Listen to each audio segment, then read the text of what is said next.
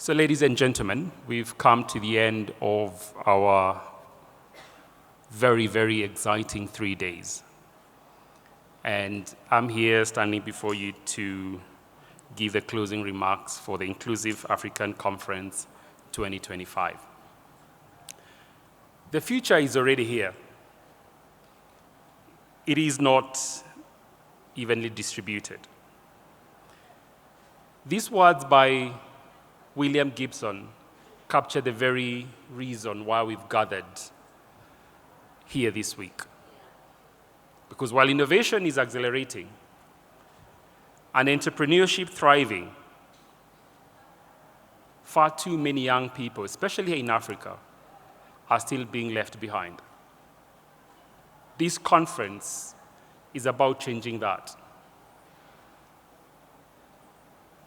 and changing that decisively, and one bold step at a time. As a board member of inABLE, it is my heartfelt honor to deliver these closing remarks at the end of what has been a truly inspiring and transformative 3-day journey at the 6th Inclusive African Conference. We came together under the theme, Scaling Digital Accessibility Through Innovation, Entrepreneurship, and we haven't just envisioned a more inclusive future. We have seen it come alive here. We began with powerful words of Honorable William Kabogo, the Cabinet Secretary of Information, Communication, and Digital Economy, who reminded us that digital disruption must go hand in hand with digital dignity. He shared tangible commitments, 33,000 plus government services now online, 100,000 kilometers of fiber now laid, a target to equip 20 million Kenyans with digital literacy by 2027, and of course the launch of the AI strategy. His message was clear: no Kenyans should be left behind the digital revolution, and may I add, no youth in Africa should be left behind. We also heard from Senator Isaac Mwaura, the government spokesman, who reminded us that the horizon is just beginning. He announced a groundbreaking inclusive communication project, a government-led initiative to ensure that all communication, whether job opportunities, tenders, or national messaging, is fully accessible to persons with disabilities. His call for all-inclusive communication policy was more than a strategy. It was indeed a call to rethink how systems serve people. In her keynote speech, Dina from the MasterCard Foundation challenged us to go beyond what she called performative inclusion, declaring inclusion is not a program. It's a mindset, a way of seeing, a way of working. She reminded us that only 3% of the 135 million of Africans who need assistive technology have access to it. And that's just not statistic. It's a call to action. We've seen that action take shape right here on this stage, from the stirring performance of students from Kabogo School for the Deaf, to the assistive technology innovation pitch sessions, where youth-driven solutions took center stage. This conference, rooted in the voice of brilliance of people with lived experience. We heard from Justice Dr. Laibuta, the chair of the inABLE board, and a judge of the Court of Appeal. He powerfully reminded us that inclusion is not a favor. It's indeed a constitutional right. He emphasized the need for policies that reflect modern realities and for inclusive technologies that are embedded, not as an afterthought.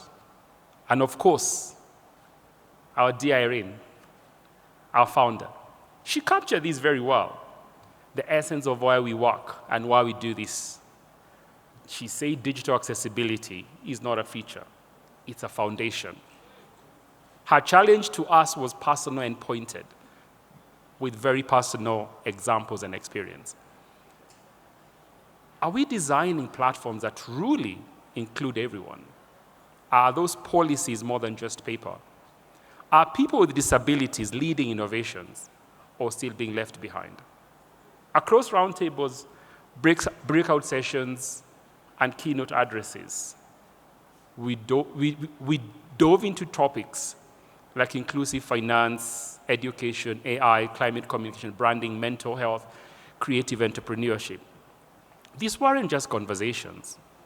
These were catalysts. And yesterday, when we celebrated the Assistive Technology Day, it was not as a formality, but as a rallying cry. And as the famous African son, Mo Ibrahim, put it, Africa's greatest resource is not in its minerals, nor its market, it's its people, and all of them. That's why co-creation emerged as the beating heart of this conference. Whether through the Center for Digital Language Inclusion, the youth-led open mic session, or discussions on skilling for the future of AI, the message was clear. When persons with disability lead, the outcomes are more inclusive, they're more sustainable, and they're more human. This is what Inclusive Africa for 2025 has done. It's brought together government, development partners, the private sector, technologists, and disability advocates under very one powerful vision. Accessibility is not optional. It is quite essential. It is not a checkbox. It's a core design principle. We reminded again that it is not a cost. It is an investment in justice. And it's not a favor. It's a fundamental human right. So to our governments, your policies must reflect not just rights, but lived realities. To industry leaders, accessibility is not charity. It's smart business and market opportunity. To funders, your funding can either widen the gap or close it. Please invest wisely. And to our youth, innovators and advocates, you're not the future. You are the driving force of now. Our vision for this conference is to ignite a continent-wide movement, one that ensures no young person with disability is left behind in today's digital-first world. We aim to see them equipped and thriving at the forefront of AI revolution. Whether it's in school, in classrooms, whether it's at workplace, in boardrooms, whether it's industries, innovation labs, or online. From the just concluded AI session, we have learned that without inclusion, from the start, right from the beginning, AI risks widening the digital gap and not closing it. And that Africa must own its innovation. We must own our own narrative, with language, culture, and person with disability at the center. I would like to conclude with a heartfelt thank you to our partners, the MasterCard Foundation, Google, Microsoft, Meta, Intuit, Salesforce, Uber, 80Scale.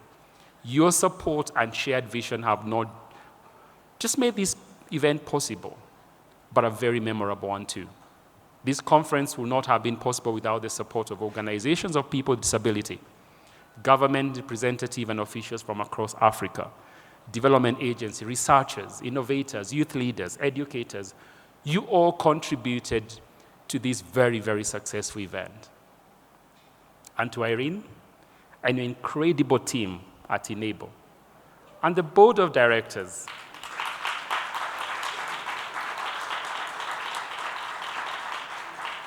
Thank you for turning a vision, this very powerful vision, into reality. You've proven once again that Inclusive Africa is not just a conference. It's indeed a growing movement. And now, it's time to celebrate. And we want to welcome you all to the gala dinner of the 6th Inclusive African Conference. Put on your dancing shoes, unwind, and let's close this incredible journey on a joyful high note. We wish you all a safe and pleasant journey, and we look forward to seeing you on the 7th Inclusive African Conference in 2026. I want to say again, thank you very much to everyone. Asanteni sana and goodbye.